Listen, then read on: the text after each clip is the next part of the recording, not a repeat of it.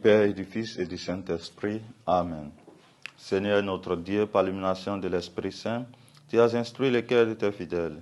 Rends-nous aussi à ton esprit pour apprécier ce qui est juste et donne-nous toujours le réconfort de sa présence par le Christ notre Seigneur. Évangile de Jésus-Christ selon Saint Jean.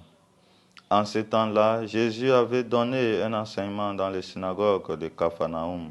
Beaucoup de ses disciples qui avaient entendu déclarer: cette parole est rude, qui peut l'entendre? Jésus savait en lui-même que ses disciples récriminaient à son sujet. Il leur dit: cela vous scandalise? Et quand vous verrez le Fils de l'homme monter là où il était auparavant, c'est l'Esprit qui fait vivre. La chair n'est capable de rien. Les paroles que je vous ai dites sont esprit et sont vie. Mais il y en a parmi vous qui ne croient pas.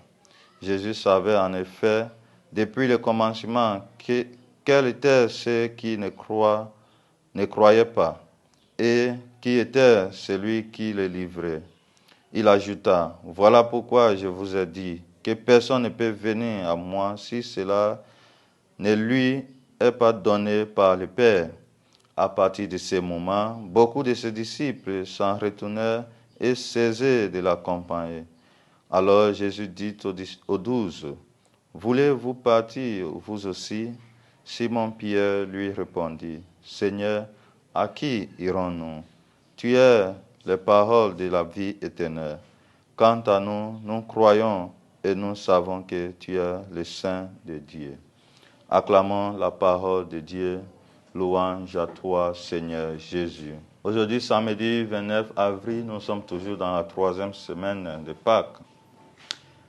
Alors que les Juifs réagissaient négativement à l'enseignement eucharistique de Jésus, certains de ses disciples étaient également en désaccord avec cet enseignement et quittaient sa compagnie parce qu'ils ne pouvaient pas accepter le langage dur de la foi.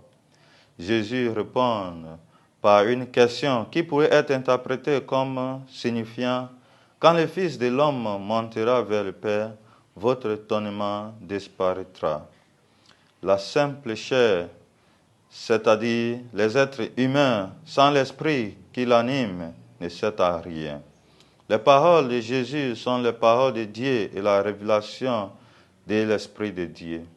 Tout comme le Verbe s'est fait chair pour s'unir à la race humaine, de même, la race humaine doit devenir parole ou l'esprit pour s'unir en retour à Dieu.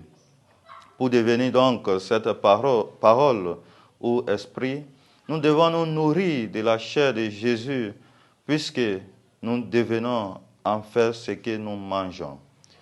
Nous sommes nourris de la chair de Jésus dans l'Eucharistie. Nous sommes également invités, chers fidèles du Christ, à nourrir les uns les autres avec l'Eucharistie vivante que nous sommes devenus de différentes manières.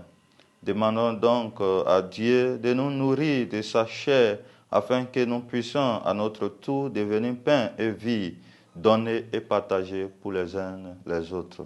Et que Dieu Tout-Puissant vous bénisse, le Père et le Fils et le Saint-Esprit. Amen.